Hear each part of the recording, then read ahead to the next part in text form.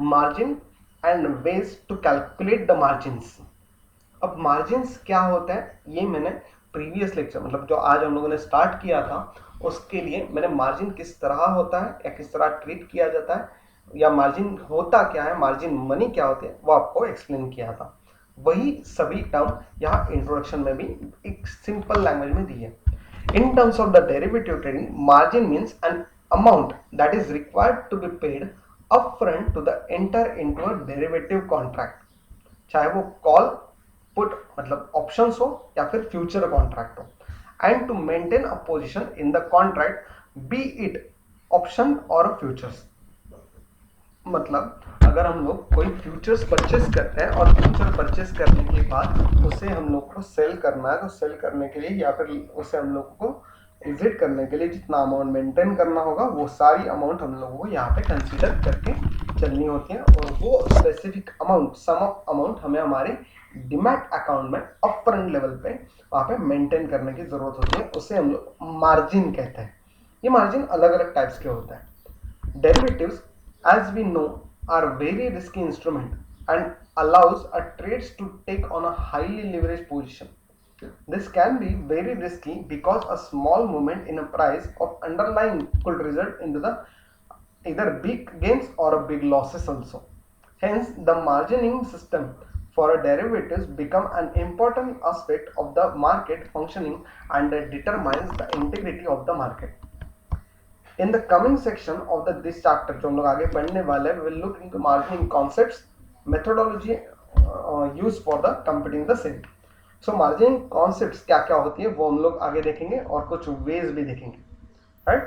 ways में हम लोग यहाँ पर देखते हैं पहले margin provides the protection to the party where its counterparty's position are closed out and a loss and a counterparty fails to cover the loss.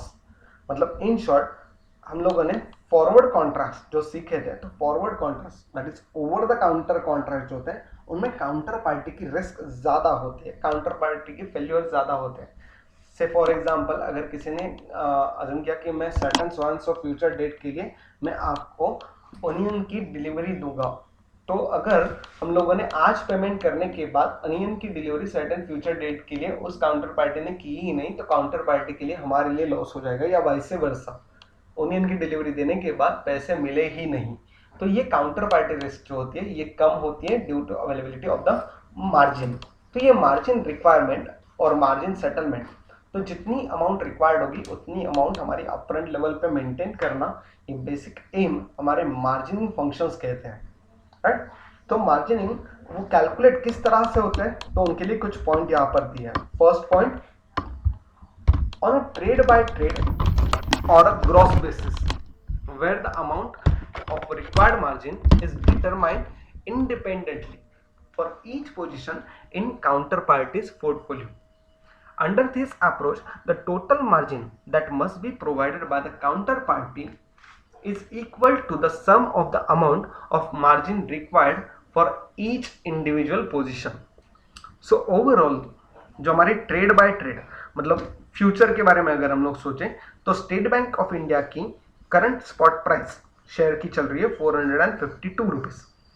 इनके लिए अगर हम लोग सितंबर या अक्टूबर के लिए फ्यूचर्स परचेस करते हैं तो उनकी प्राइस 455 रुपीज चल रही है। तो 455 रुपीज की हमारी जो फ्यूचर प्राइस है वो future price into the lot size 1500। So overall जो अमाउंट होगी वो अमाउंट हमारे लिए मार्जिन अमाउंट बनेगी, और अगर ये मार्जिन अमाउंट हमारी रिक्वायर्ड इंफॉर्मेशन से कम या ज्यादा होगी तो उसके लिए एडिशनल मार्जिन हमें मेंटेन करना पड़ेगा। इसके लिए मैं आप लोगों को एक्सेल पे कैलकुलेशन करके दिखाता हूं कि किस तरह से ये कैलकुलेशन ट्रेड बाय ट्रेड होता है, या किस तरह से ये वॉल्यूम्स में अप या डाउन साइड मेंटेन करना हमारे इंडिविजुअल क्लाइंट को या इंडिविजुअल इन्वेस्टर को वहां पे फॉलो करना होता है। Just a second, I will stop the share screen and once again share with the overall window.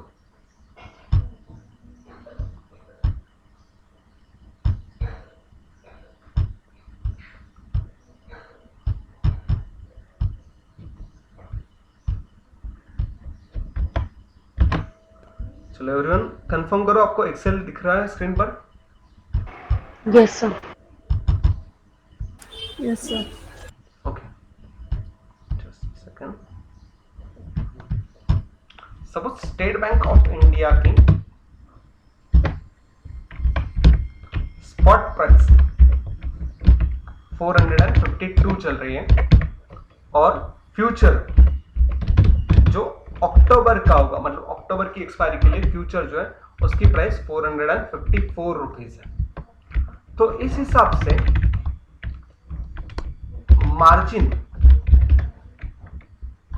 Margin जो मेंटेन करना पड़ेगा वो, अगर हम लोग स्पॉट प्राइस के लिए परचेस करते हैं 100 क्वांटिटीज, पहले हम लोग क्वांटिटीज लिख लेते हैं कि हम लोग 100 क्वांटिटीज परचेस करते हैं तो हमें यहां पर कितना स्पॉट प्राइस के हिसाब से अमाउंट लगता, तो क्वांटिटी 100 और दूसरा रिक्वायरमेंट। सो रिक्वायरमेंट के हिसाब से सिंपली हम लोग 452 रुपीज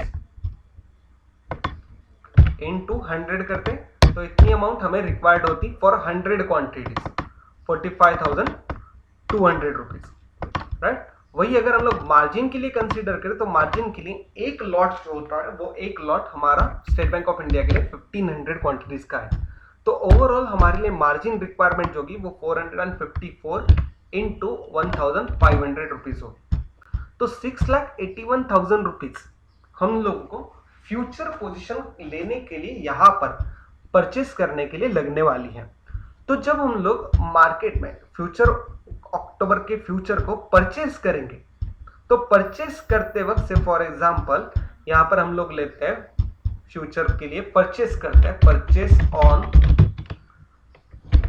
18 सितंबर 21 को हम लोग परचेस करते हैं। तो हम लोगों को कितना अमाउंट लगेगा, तो ओवरऑल हमें लगने वाला है 6,81,000 रुपीज, राइट। अगर सपोज प्राइसेस और situation on case on the date of 30 सितंबर 2021।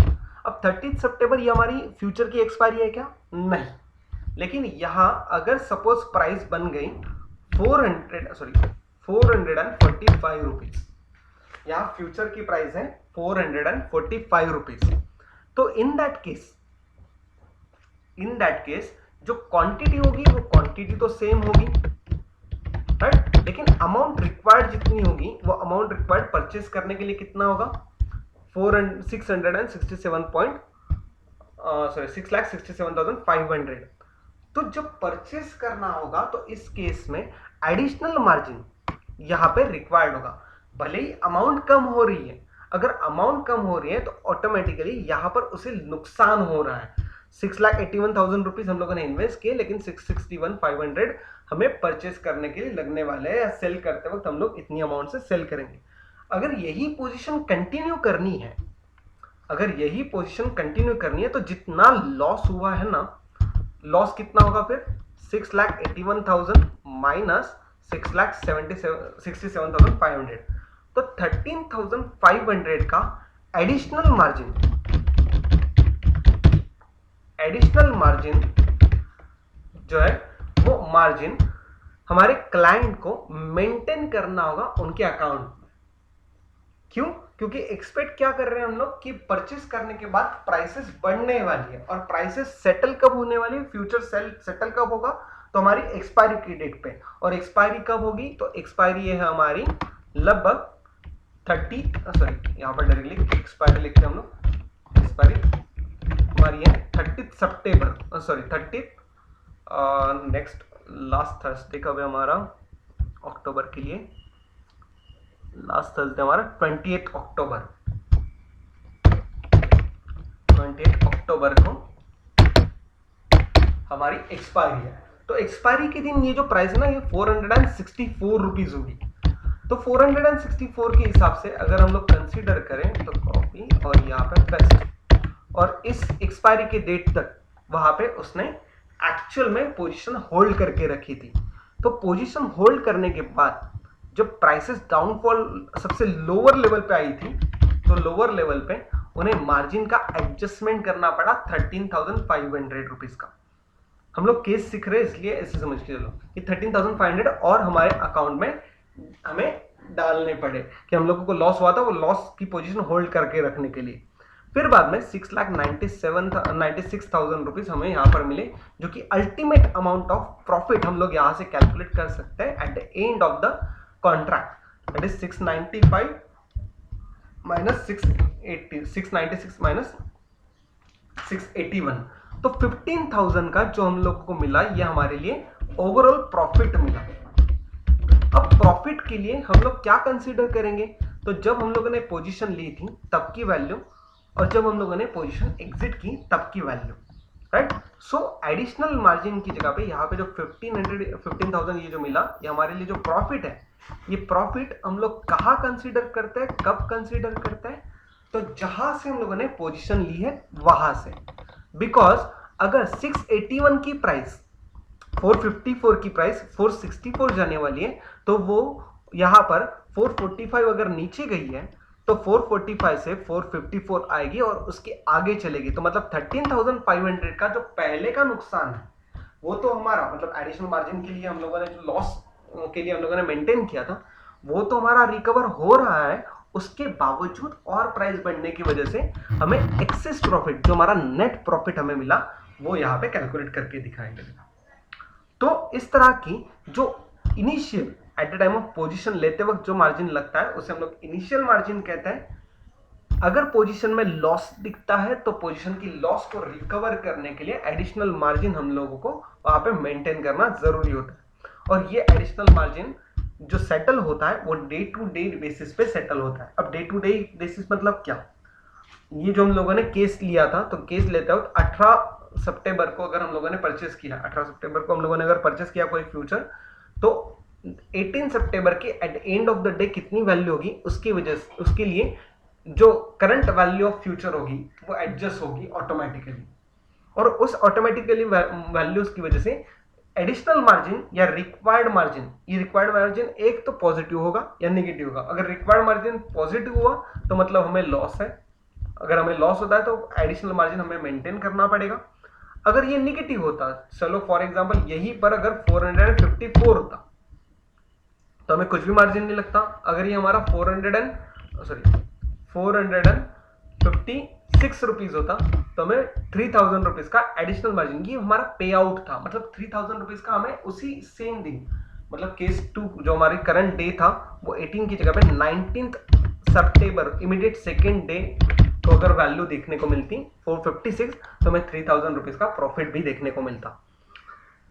इस तरह की जो वैल्यूज में डिफरेंस होती है, मतलब स्पॉट प्राइस और हमारी फ्यूचर प्राइस, इन दोनों की जो वैल्यूज है, उन वैल्यूज की जो डिफरेंसेस है, उन डिफरेंसेस के बेसिस पे हम लोग यहाँ पर प्रॉफिट कमाते हैं with the help of this quantity, that is lot size, right. So ये मार्जिन कैलकुलेशन हम लोग ओवरऑल एक्चुअल में हमारे ट्रेड बेसिस पे या फिर ओवरऑल ग्रॉस बेसिस पे भी कैलकुलेट करते हैं।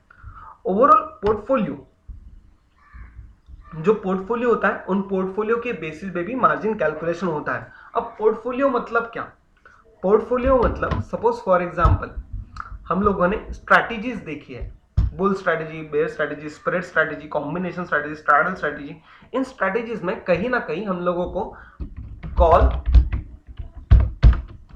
पुट और साथ ही साथ में फ्यूचर, फुट, इनके कुछ कॉम्बिनेशन भी हम लोगों ने स्ट्रैटेजीज में देखे थे। सो अगर हम लोग फ्यूचर के बारे में, कॉल पुट के बारे में इंडिविजुअल पोजीशन लेते, यहां पर एक लिया, यहां पर 2 लिए और यहां पर एक पोजीशन ली, तो ऐसे टोटल 4 पोजीशन में ओवरऑल नेट फिगर से फॉर एग्जांपल एडिशनल मार्जिन, जो ऊपर की कॉन्सेप्ट में हम लोगों ने सीखा, वो एडिशनल मार्जिन की रिक्वायरमेंट हम लोगों को यहाँ पे 1200, यहाँ पर 1200 और यहाँ पे नेगेटिव 5,000 थी, सॉरी नेगेटिव 5,000 की। ये हम लोग रैंडमली फिगर ले रहे हैं, ठीक है। सो इन सभी के लिए 2,600, ये 2,600 नेगेटिव में, तो ये हमारे लिए क्या हो गया, ये हमारा आज का प्रॉफिट दिखाई देगा।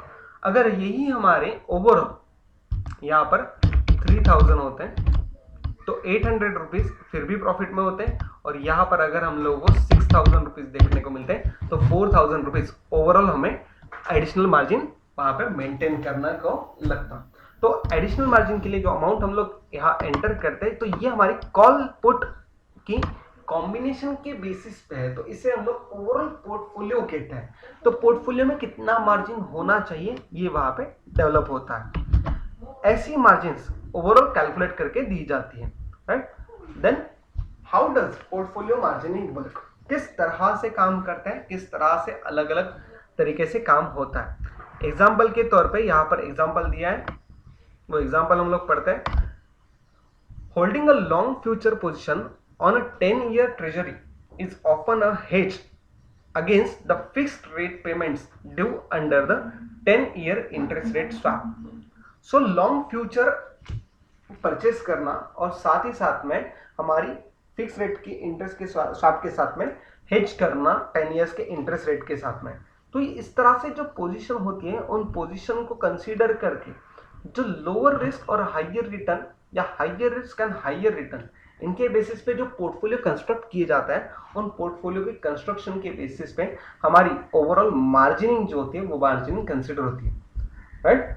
सो यहां हम लोग देख सकते हैं कि portfolio margining arrangements typically recognises the offset among the products within the same asset class, that is rate, credit, commodities, equity, etc., but not across the multiple asset classes. However, within an asset class, different types of cash and synthetic products can and do qualify. For example, in the rate asset class, bonds, treasury, futures, interest rate swaps, and repos may all subject to the same portfolio margining framework. Some commenters use the expression of the cross product margining. अब cross product मार्जिनिंग मतलब क्या, तो इस तरह की relationships में अलग अलग तरीके की डिफरेंट स्पैन्स जो होता है उन्हें हम लोग यूज करते हैं। ये स्पैन क्या होता है, that is the standard portfolio analysis of risk. Overall portfolio margining similar assets की कैटेगरी में जब आते हैं तो उनके लिए मार्जिनिंग कॉन्सेप्ट अलग होती है, और क्रॉस प्रोडक्ट मार्जिनिंग जिसके लिए हम लोग स्पैन मार्जिन कहते हैं, standard portfolio analysis of risk के बेसिस पे कैलकुलेट होती है, ठीक है। नेक्स्ट आते हैं हम लोग, that is risk management eight NSC and BSc. Risk management eight NSC and BSc, ये बेसिक इंट्रोडक्शन पॉइंट है, इसे हम लोगों को ज्यादा डिटेल में नहीं पढ़ना है, right. A sound risk management system is integrated to an efficient clearing and settlement system. NSC introduces for the first time in India the risk containment measures that were common internationally but were absent from the Indian securities market. So risk management के लिए जो derivatives product है उनके लिए span, ये जो highly sophisticated values है या फिर methods है वो हम लोग यूज करते हैं। वैल्यू एट रिस्क मेथोडोलॉजी जो कैलकुलेट करती है परफॉर्मेंस हमारे बॉन्ड्स या मार्जिन रिक्वायरमेंट्स का, एनालाइज करती है व्हाट इफ और वर्चुअली एनी मार्केट सिनेरियो, किस तरह का मार्केट सिनेरियो होगा उसके बेसिस पे ये एनालाइज करके स्पैन मार्जिन कैलकुलेट करके दिया जाता है।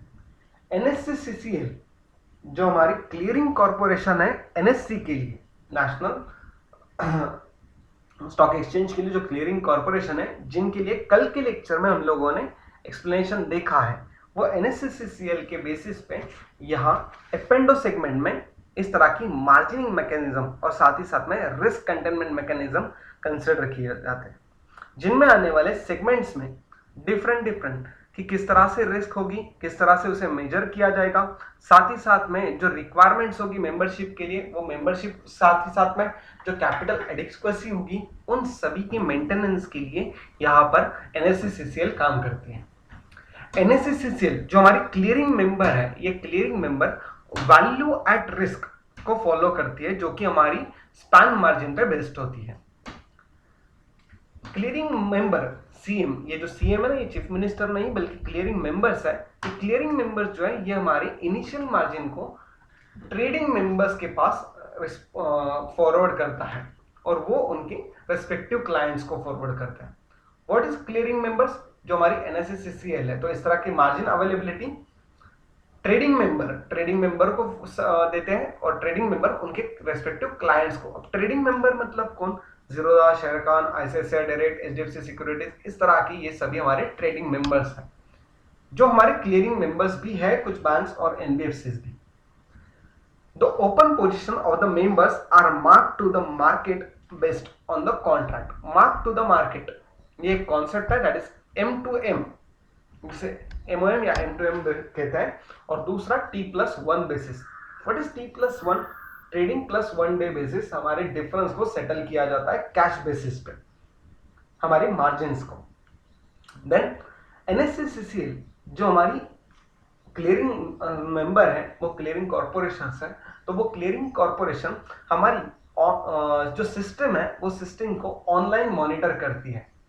ऑनलाइन पोजीशन मॉनिटरिंग जो होती है उसकी वजह से ओवरऑल जो इंडिविजुअल क्लाइंट होता है, उन इंडिविजुअल क्लाइंट के लिए जो जितनी भी मार्जिन की रिक्वायरमेंट होगी या जितनी भी डिमांड होगी या पेइंग या पे आउट होंगे, उनके लिए month to month, market to market या मार्क टू मार्केट जो होता है उसके बेसिस पे, वैल्यू की बेसिस पे वहां पे पोजीशन क्लियर की जाती है, जहां पे पोजीशन लिमिट जो होती है तो उसके वायोलेशंस नहीं होते। देन क्लियरिंग मेंबर जो होते हैं वो clearing member, fifth point, a clearing member are provided a trading terminal for the purpose of monitoring the open position of the all the trading members clearing and settlement through him। Clearing member मतलब जो overall NSE-CCL है, तो अगर NSE-CCL हो या फिर कोई bank या एनबीएफसी हो, तो इन तरह के क्लियरिंग मेंबर्स जो है एक तरह के ऑनलाइन टर्मिनल या पोर्टल प्रोवाइड करते हैं, जिनके बेसिस पे overall individual client, trading member और क्लियरिंग मेंबर इन सभी की मार्जिन रिक्वायरमेंट जो होते हैं, उन मार्जिन रिक्वायरमेंट्स की वहां पे जो पोजीशन होगी, जो ओवरऑल स्टैटिस्टिक्स होंगे, वो डिस्प्ले होते हैं। A member is alerted on his position to enable him adjust his exposure or bring the additional capital. Position violation results to in withdrawal of trading facility for all trading members of the clearing members in case of violation by the CM, that is clearing members।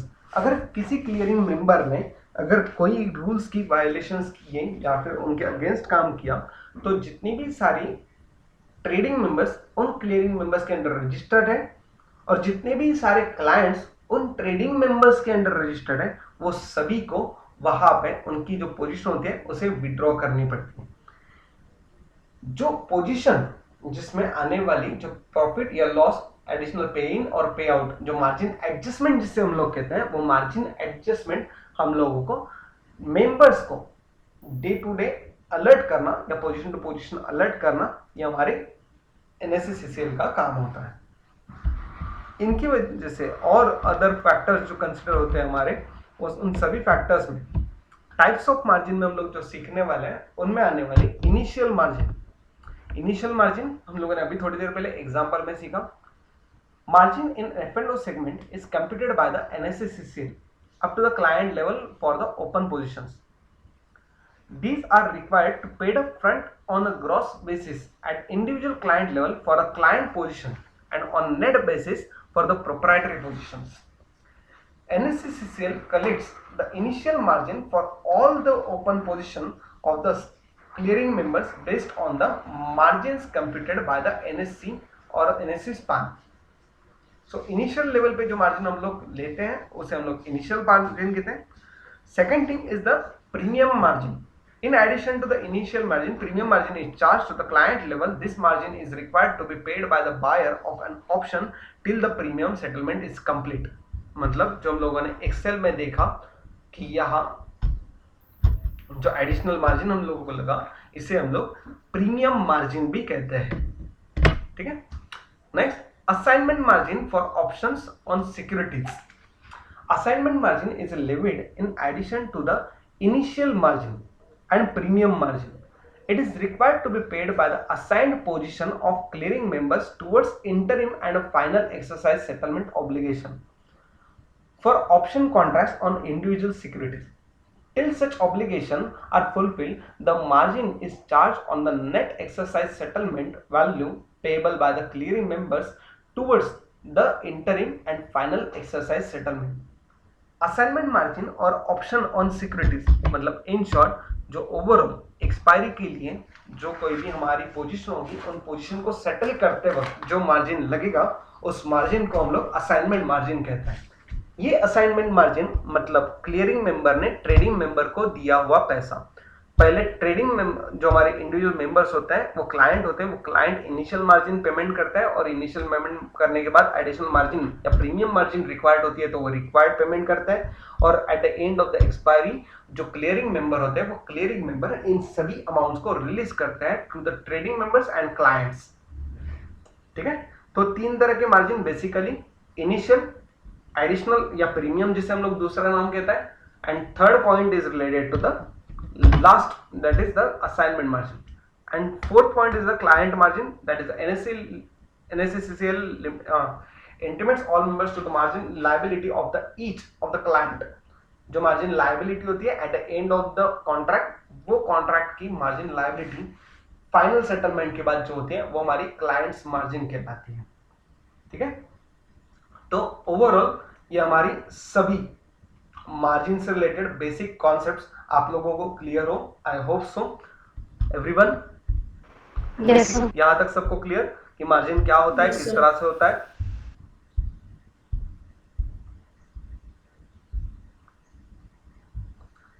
Next जो हम लोगों ने span के बारे में सोचा, right, what is span margin? Standard portfolio analysis of risk margin, right. तो ये स्पैन मार्जिन जो है, इस स्पैन मार्जिन के लिए हम लोगों को एडिशनल इंफॉर्मेशन सीखनी है और इन्हीं के अंदर उसे कैलकुलेट कैसे करते हैं वो भी देखना है, और यही सबसे बड़ा और मेन पॉइंट इस चैप्टर का है। It is developed in the 1988 in Chicago, by Chicago mercantile exchange incorporation, right, to effectively assess the risk on overall portfolio basis. SPAN is a market simulation based value at risk system which has been reviewed and approved by the market regulators and participants worldwide. SPAN is the official performance bond mechanism of 54 exchanges and clearing organizations worldwide. SPAN risk-based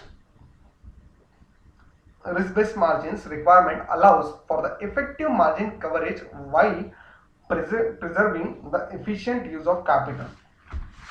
in short अगर मैं आप लोगों को बताऊं यहाँ कि span का work किस तरह से होता है, हम शॉर्ट एक्सेल में सीखते हैं। अलग अलग बेसिस पे, अलग अलग कैलकुलेशन के बेसिस पे, स्पॉट प्राइसेस में तो कैलकुलेशन कुछ इस तरह से है। फ्यूचर की पोजीशन लेते हो तो हम लोगों ने 450 पे पोजीशन ली, ये हमारा इनिशियल मार्जिन हमें यहाँ पर लगा। इनिशियल मार्जिन को यूटिलाइज करके इंडिविजुअल डे, ईच डे को अगर जो प्राइस फ्लक्चुएशंस होते हैं उन प्राइस फ्लक्चुएशन की वजह से जो एडिशनल रिक्वायरमेंट्स हम लोगों को लगती हैं उन एडिशनल रिक्वायरमेंट्स को हम लोग यहाँ कंसीडर करते हैं, राइट, और उन एडिशनल रिक्वायरमेंट्स को हम लोगों को यहाँ यूटिलाइज करके जो ओवरऑल नेट पोजीशन के लिए, क्लियरिंग मेंबर्स के लिए, ट्रेडिंग मेंबर्स के लिए और क्लाइंट के लिए जो एडिशनल रिक्वायरमेंट होती है उन एडिशनल रिक्वायरमेंट की बेसिस पे या फिर एडिशनल पे आउट के बेसिस पे ओवरऑल हम लोगों को जो चेंजेस देखने को मिलता है वो हमारी स्पैन टेक्नोलॉजी जो है, वो स्पैन मार्जिन मैकेनिज्म जो है वो यहाँ पे एग्जीक्यूट करता है, राइट। तो बेसिकली स्पैन के बारे में ज्यादा डरने की जरूरत नहीं, ये हमारे लिए ओवरऑल जो अंडरलाइन सिक्योरिटीज है उन अंडरलाइन सिक्योरिटी की प्राइसेस में होने वाली चेंजेस की वजह से जो रिक्वायर्ड मार्जिन अमाउंट फंड्स के लिए जो रिक्वायरमेंट होगी उनकी कैलकुलेशन पे इन या पे आउट के लिए जो करके देता है वो हमारा स्पैन मैकेनिज्म होता है। In standard pricing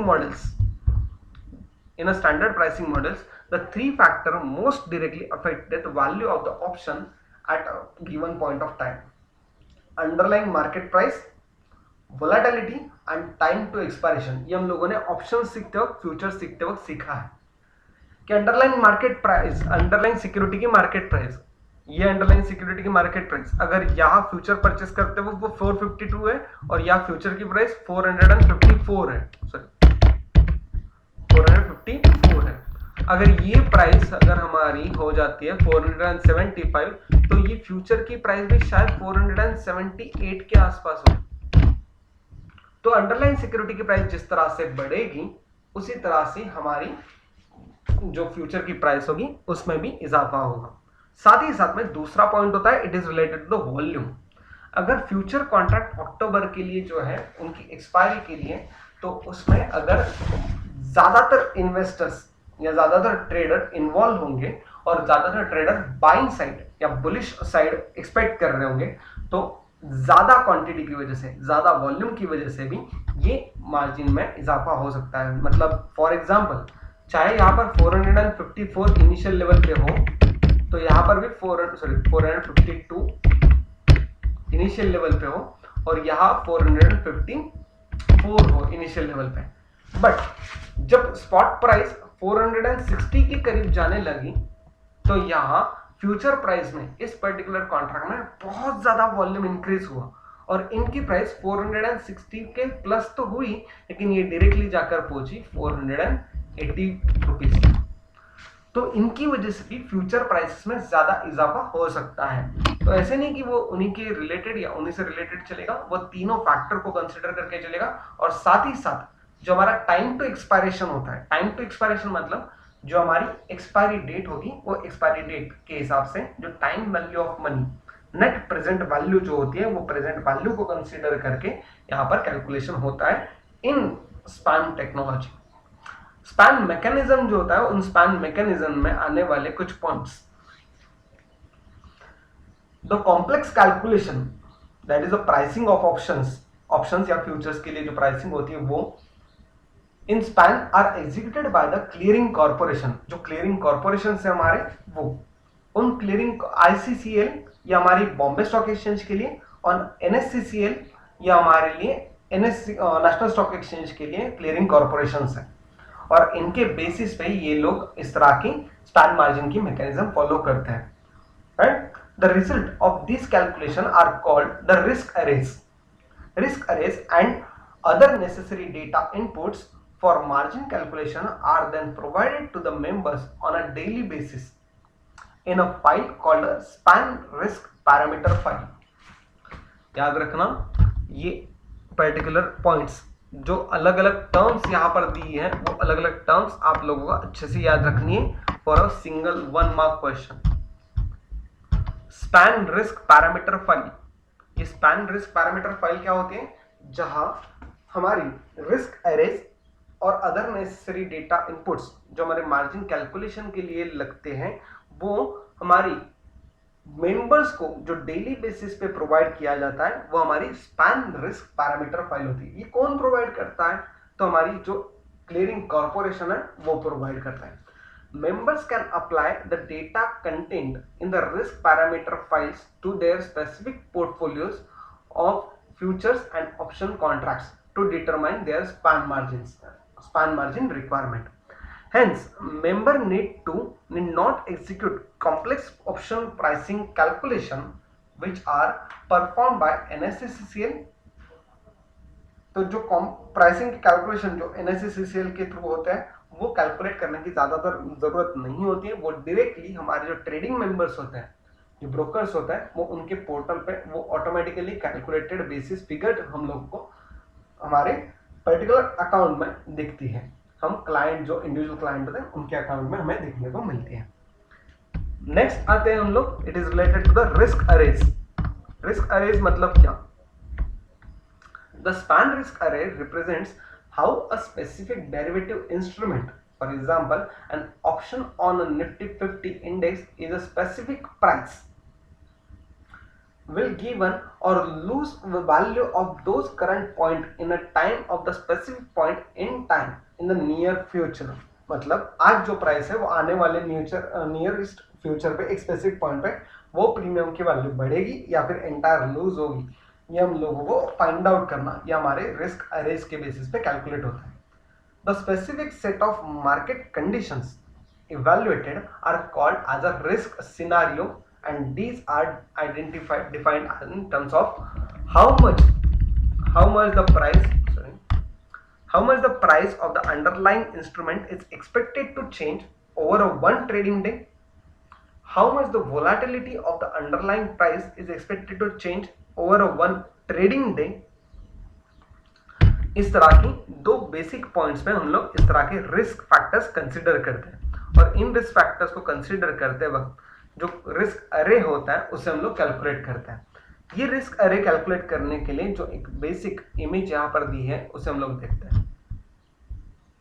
these two values, कौन से दो वैल्यूज जो हम लोगों ने ऊपर देखे जिसमें ये दो वैल्यूज आती है, एक the underlying price scan range and दूसरा the underlying price volatility scan range. Price scan range और वोलेटिलिटी स्कैन रेंज, इनके बेसिस पे जो ओवरऑल हमारी अरेज होते हैं, रिस्क अरेज होते हैं, वो कैलकुलेट किए जाते हैं। रिस्क सिनेरियो नंबर 1 से लेकर नंबर 16 तक कैलकुलेशन यहां पर करके दिया है। The price move in multiples of the price range and the fraction of the loss to be considered. तो 100% अगर कंसीडर करते हैं, किस तरह से कंसीडर होगा, तो प्लस माइनस कंसीडर करके हम लोग यहां पर चलेंगे।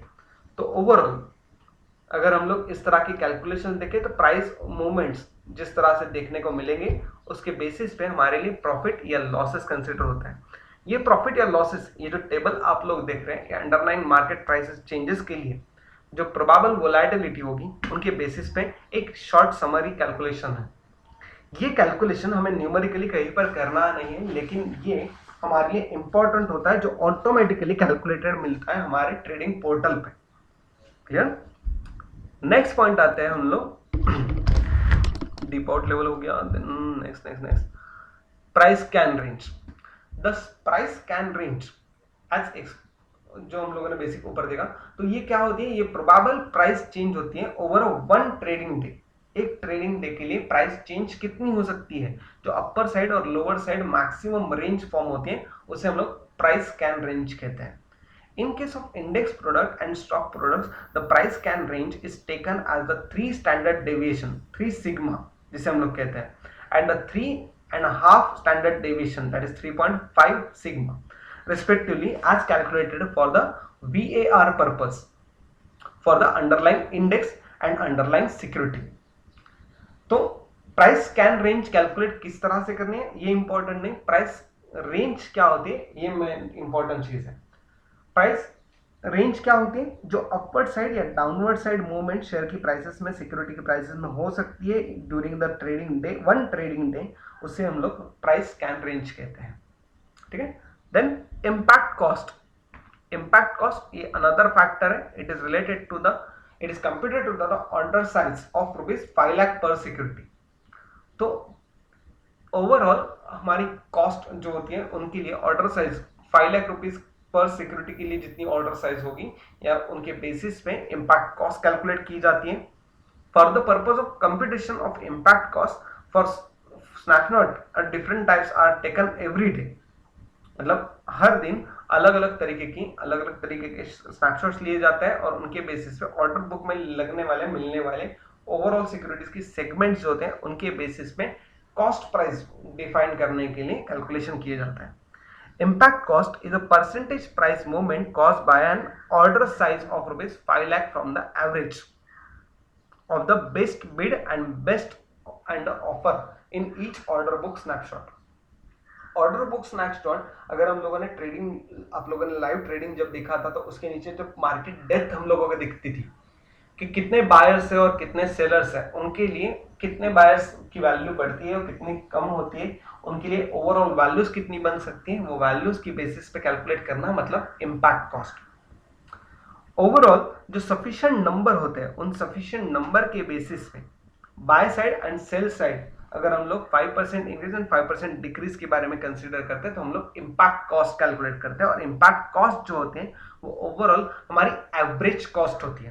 व्हाट इज एवरेज कॉस्ट, जो हमारी बाइंग साइड एवरेज कॉस्ट और सेलिंग साइड एवरेज कॉस्ट। से फॉर एग्जांपल अगर बाइंग साइड अगर बिड और यहां पर ऑफर, बाइंग साइड अगर किसी सिक्योरिटी की प्राइस 415, 420, 425, 420, sorry 30 and 435 रुपीज होगी। एंड सेलिंग साइड मतलब ऑफर साइड अगर प्राइस जो है वो हमारी लगभग 440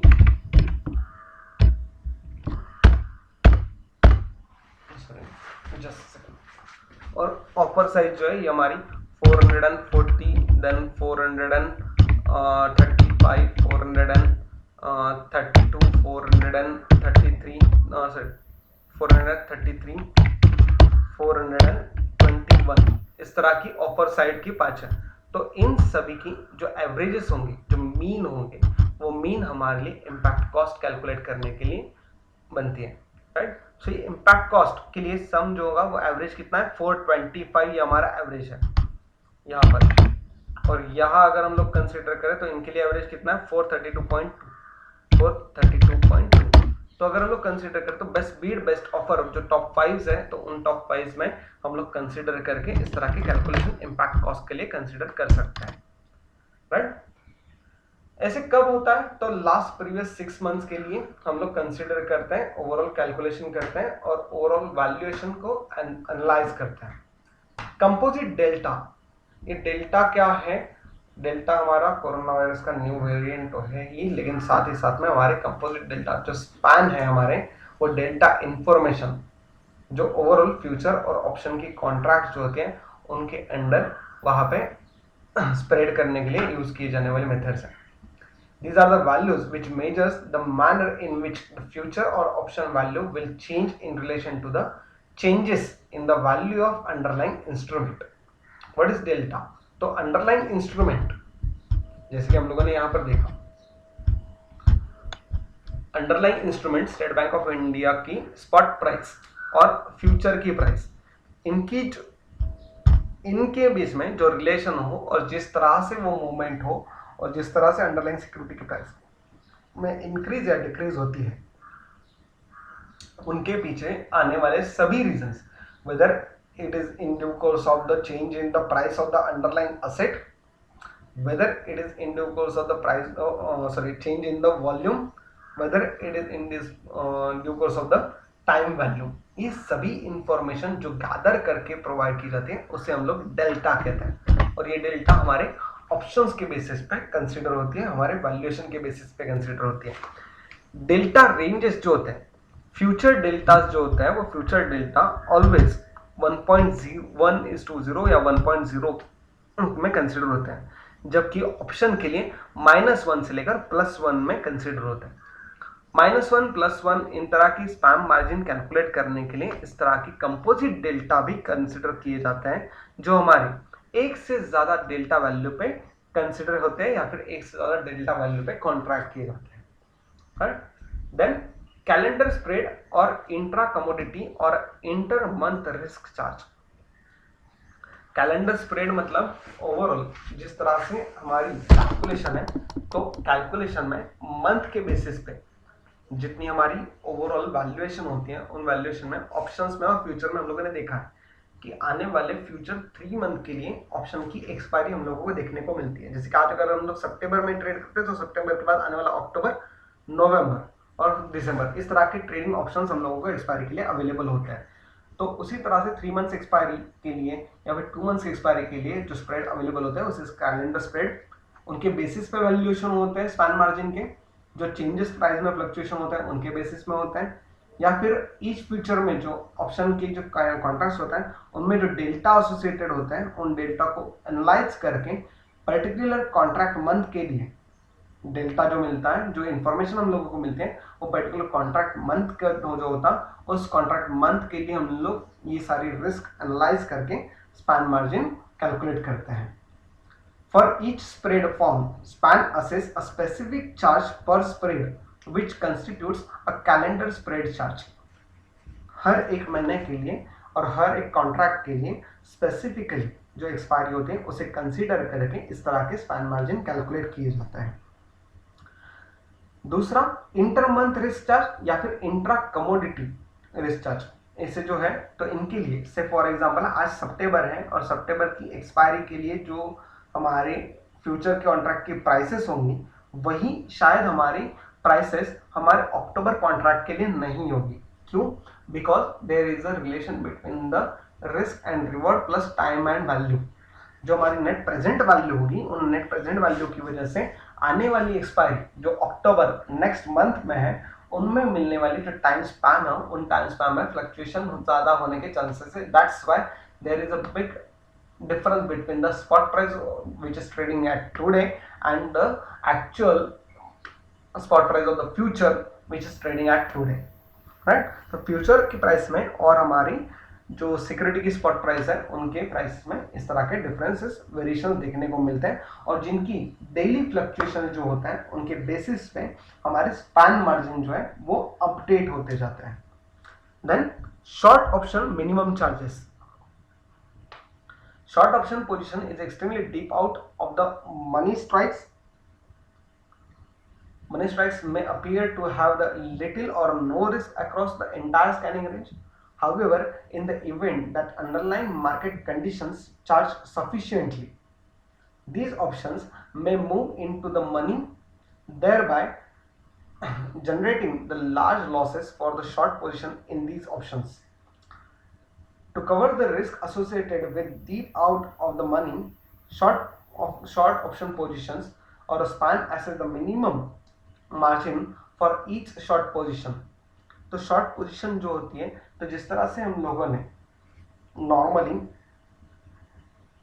जब कोई सिक्योरिटी अगर हम लोग सेल करते हैं तो सेल करते वक्त मतलब अगर हम लोग यहाँ देखें किधर गया एक्सेल यहाँ अगर सपोज फॉर एग्जांपल यहाँ हम लोगों ने परचेस किया था इस परचेस की जगह पे हम लोग इस सिक्योरिटी को सेल करते हैं तो सेल करते वक्त अगर हम लोग देखें तो 460 की प्राइस और यहाँ पर 460 रुपीज अगर इसकी सेल की प्राइस होती तो ये प्राइस जब हमारी नेक्स्ट डे या फिर अपकमिंग डेज में कम होते जाएगी तब हमें प्रॉफिट मिलेगा।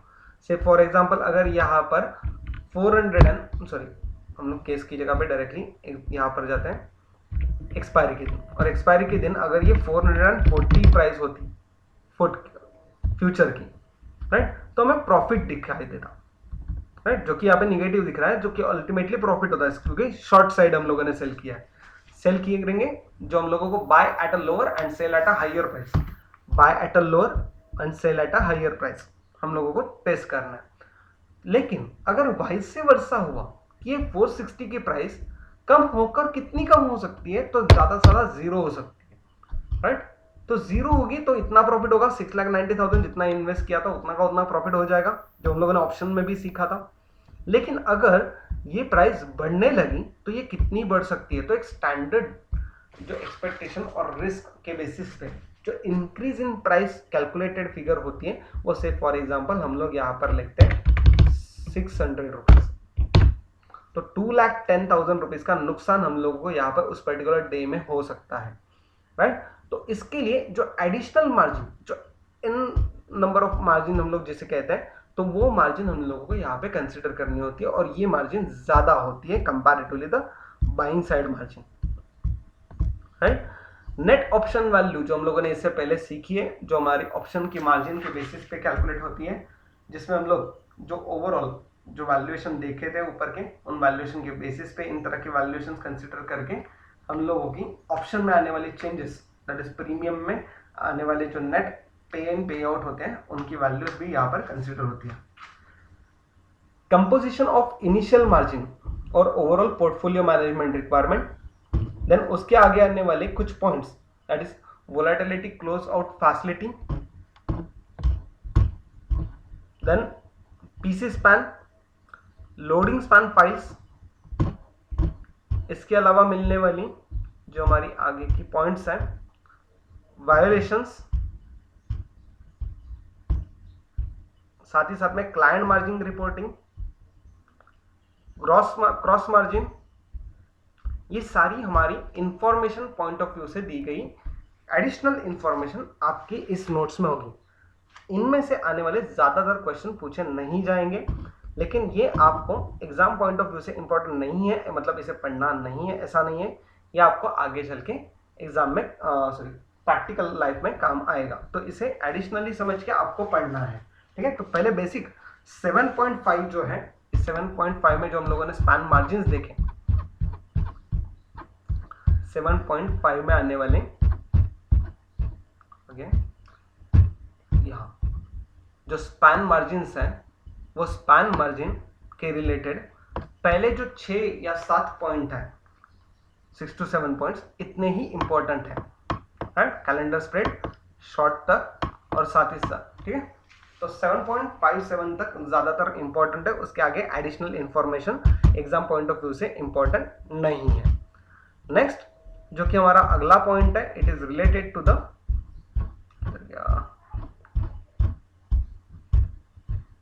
7.6 settlement mechanism. All futures and options contract are cash settled. Though the exchange of cash, the underlying for the index future options of the Nifty index cannot be delivered. These contracts therefore have to be settled in cash. Future and options on an individual securities can be delivered as in the spot market. However, it has been currently mandated that the stock options and the future would also be cash settled. The settlement amount for the clearing members is netted across all their trading members and trading clients with respect to their obligation on the mark to market, MTM जिसे हम लोग कहते हैं premium and exercise settlement. जिस तरह की settlement situation हम लोगों ने ओवरऑल ऑप्शंस में सीखी थी, उसी तरह की सेटलमेंट यहाँ हम लोगों की फ्यूचर्स में भी होती है। सेटलमेंट शेड्यूल जो होता है वो सेटलमेंट शेड्यूल इससे पहले हम लोगों ने डिस्कस किया है, जो T+1, T+2, T+3 के लेवल पे होता है। तो उन्हीं से रिलेटेड सेटलमेंट शेड्यूल में हम लोग कुछ पॉइंट्स नीचे देखते हैं। The settlement of trades is on the T+1 working day basis. Members within a fund pay in obligation are required to have clear funds in their primary clearing account on or before 10:30 AM on the settlement day. The payout of funds is credited to the primary clearing account of the members thereafter. जो पे out होता है वो पे out इस तरह के होते हैं। तो T+1 मतलब जिस दिन ट्रेडिंग हो गया उसके अगले दिन हम लोगों को जो अमाउंट है वो अमाउंट 10:30 AM के अंदर वहां मेंटेन करना जरूरी है। सेटलमेंट प्राइस और सेटलमेंट शेड्यूल के लिए जो हमारे प्रोडक्ट है उनके बेसिस पे फ्यूचर कॉन्ट्रैक्ट्स ऑन इंडेक्स और ग्लोबल इंडेक्स इंडिविजुअल सिक्योरिटी, इनके बेसिस पे डेली सेटलमेंट होती है। Closing price of the future contract on the trading day जो होगी उसके बेसिस पे सेटलमेंट होगी।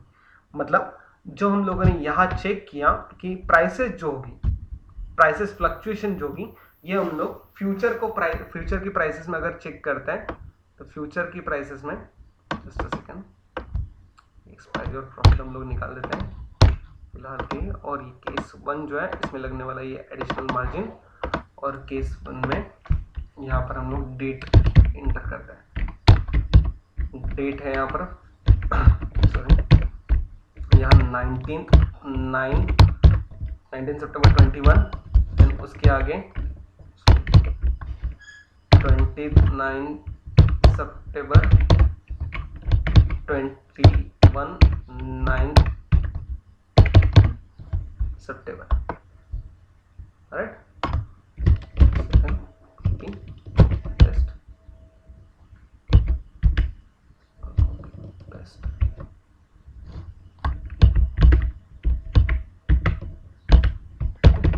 तो इस तरह से यहाँ पर कॉपी और ये हो गया यहाँ पर पेस्ट। सो अल्टीमेटली जब हम लोगों को कैलकुलेशन कर रहे हैं तो कैलकुलेशन के बेसिस पे जब ओवरऑल हमारी एडिशनल मार्जिन हम लोगों को कैलकुलेट करनी है तो वो ईच डे के सेटलमेंट के बेसिस पे सेटल होगी, राइट? तो ये सेटलमेंट होते वक्त किस तरह से सेटल होगी, कहाँ से सेटल होगी, वो भी हम लोगों को देखना है, राइट? तो यहाँ हर एक दिन जो क्लोजिंग डे होता है उस क्लोजिंग डे के लिए सेटलमेंट होती है। तो पहला जो क्लोजिंग डे था तो वो सपोज यहाँ पर है, सेकेंड यहाँ पर, कॉपी पेस्ट।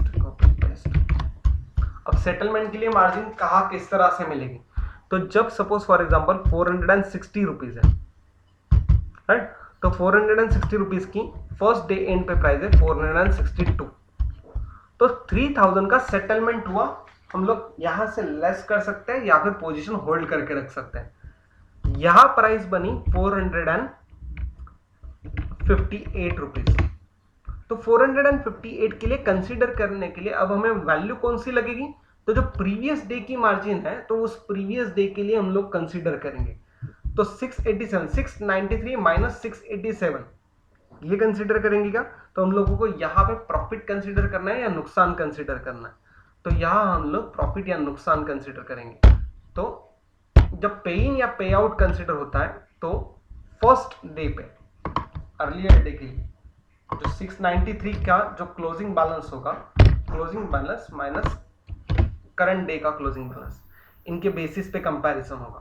तो पहले दिन 3000 का प्रॉफिट हुआ, दूसरे दिन 6000 का नुकसान हुआ, तो अल्टीमेटली 3000 रुपए का नुकसान हुआ। तो देख सकते हैं हम लोग 460 का 458 वैल्यू हो रहा है, मतलब 2 रुपए 1500 के पीछे, तो 6000 रुपए का नुकसान हुआ। अगर यही प्राइस अगर तीसरे दिन 400 एंड डायरेक्टली 75 रुपीज हुई, तो हमें 25,000 का प्रॉफिट होगा। ये 25,000 का प्रॉफिट किसके बेसिस पे होगा, 25,500, तो ये ओवरऑल इसके बेसिस पे होगा। तो पहले की 3000 का जो नुकसान है वो 3000 का नुकसान प्लस आने वाला आगे का प्रॉफिट। सो 458 से आगे 475, तो ऑलमोस्ट कितना अमाउंट हुआ, यहाँ का 2 और वहां का 15, 17 into 1500 rupees, 25,500 from the lower level. तो हर दिन वहां पे सेटलमेंट होती है डे बेसिस पे। देन सेकंड प्रोडक्ट कौन सा है, अनएक्सपायर्ड और लिक्विडेटेड फ्यूचर कॉन्ट्रैक्ट्स। अनएक्सपायर्ड मतलब जो एक्सपायरी डेट होती है, उन एक्सपायरी डेट के लिए theoretical price computed as per formula S into ERT, जो हमारी प्राइस है, ये एस इंटू ईआरटी क्या है, spot price into ERT estimated, जो हमारी नेट प्रेजेंट वैल्यू ऑफ हमारी सिक्योरिटी की होगी, उन रिटर्न के बेसिस पे हम लोग कंसिडर करेंगे। देन प्रोडक्ट जो होगी वो सेटलमेंट आगे का जो होगा, फ्यूचर कॉन्ट्रैक्ट ऑन इंडेक्स और इंडिविजुअल सिक्योरिटी। फाइनल सेटलमेंट जब होती है, पहले डेली सेटलमेंट और फाइनल सेटलमेंट। तो फाइनल सेटलमेंट कौन कौन सी होगी, कौन से बेसिस पे होगी, तो closing price on the relevant underlying index security in the capital market segment on the analysis on the last trading day of the future contract, जो एक्सपायरी डे होगा उस पे। अगर वही हमारे ग्लोबल इंडाइसेस होंगे तो उन इंडाइसेस के बारे में, उन इंडाइसेस की जो प्राइसेस क्लोजिंग होगी उनके लिए होगा। अगर वही ऑप्शन कॉन्ट्रैक्ट होगी इंडाइसेस के बेसिस पे या सिक्योरिटीज होगी इंडाइसेस के बेसिस पे, तो उन ऑप्शन के लिए अंडरलाइन सिक्योरिटी जो होगी, उन अंडरलाइन सिक्योरिटी के बेसिस पे प्राइसिंग सेटलमेंट होगी। अंडरलाइन सिक्योरिटी मतलब क्या, से फॉर एग्जांपल यहाँ पर ये 460 है और 460 की प्राइस अगर यहाँ पर 460 यहाँ पर दिखाई दे रही है, लेकिन एक्सपायरी का डे, सपोज ये एक्सपायरी था, एक्सपायरी डे है, तो एक्सपायरी डे पे क्या वैल्यू होगी, तो 460 और 475, 460 और 475, सॉरी ये, तो स्पॉट प्राइस अगर यहाँ पर 472 रुपीज होगी, तो सेटलमेंट जो होगी वो सेटलमेंट इनके बेसिस पे होगी, spot price and current value of the underline security, इनके बेसिस पे spot price of the options and current underline security. ये हम लोगों ने ऑप्शंस के लिए भी सीखा था कि किस तरह से वैल्यूएशन होगी, किस तरह से प्रॉफिट्स हम लोगों को हो सकते हैं। Then option contract on the global indices, final exercise जो सेटलमेंट होती है वो भी यहाँ पर कंसिडर होती है, और वो भी लास्ट ट्रेडिंग डे जो हमारे ऑप्शन कॉन्ट्रैक्ट की होगी उसके बेसिस पे कैलकुलेशन होता है। फ्यूचर्स हो या ऑप्शन हो, इनके लिए फाइनल सेटलमेंट जब होगी, daily settlement that is okay, but final settlement कब होगी, जब हमारा एक्सपायरी डेट होगा तब। टाइप्स ऑफ सेटलमेंट में daily mark to mark settlement, then option to settle daily mark to market that is T+0 settlement, final settlement और settlement procedure, ये important point है, राइट। सेटलमेंट ऑप्शंस के लिए daily premium settlement या हमारी clearing corporation है, वो clearing corporation हमारे क्लियरिंग मेंबर्स के थ्रू ट्रेडिंग मेंबर्स को, और ट्रेडिंग मेंबर्स हमारे क्लाइंट्स को सेटल करती हैं, दैट इज T+1 बेसिस पे। फाइनल एक्सरसाइज सेटलमेंट जो हमारी एक्सरसाइज डे होता है या फिर हमारी एक्सपायरी डे होती है, उस दिन हम लोग जो सेटलमेंट करते हैं वो सेटलमेंट यहाँ पे रहते हैं। और ओवरऑल पोर्टफोलियो मार्जिन रिक्वायरमेंट जो होता है वो पोर्टफोलियो मार्जिन जो हम लोगों ने ऊपर पैराग्राफ में सीखा था, जिसमें हमारे कॉल पुट इन सब के बेसिस पे हम लोग कैलकुलेशन सीखते हैं, वो यहाँ पर कंसिडर होता है। सो एवरीवन, आज के लिए जो पीछे लास्ट पे कुछ क्वेश्चंस भी दिए हुए हैं आपके एक्सरसाइज के लिए, थियोरेटिकल एग्जाम नहीं होने वाली है, सो इसके लिए वरी मत करो, लेकिन फिर भी एक बार इसे पढ़ लेना, ठीक है। सो ये जो लास्ट चैप्टर हम लोगों ने सीखा डेरिवेटिव्स में, इनमें आने वाले meaning and types of risk, margin and ways to calculate margins, risk management at NSE and BSE, types of margin, span margin में आने वाले पहले 7 पॉइंट्स, उससे ज़्यादा नहीं, देन सेटलमेंट मैकेनिज्म और ओवरऑल पोर्टफोलियो मार्जिन रिक्वायरमेंट, ये बेसिक इंफॉर्मेशन